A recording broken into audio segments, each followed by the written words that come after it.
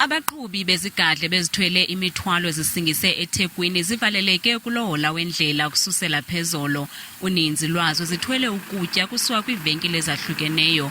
Ukutya kujongene nomngcipheko wokonakala. Ndiyeva nje uba kuthiwa kustrayikhelwe indaba yamaforena, kuthiwa acela ukuthi no makehle emarolini. Ngoku naloo nto leyo i-affecta nathi. So asazi kuminister ukuthi bazosikhulula nini bakwazi ukuthi baphane ngefeedback uba ama-foreigners awehla nini. Uhulumende wethu akahlale phansi azame ukuyisombulula ngoba manje isifaka sonke enkingeni. Even amakhampani ukuthi enza kahle manje ayavaleleka njengoba kune-strike kanje.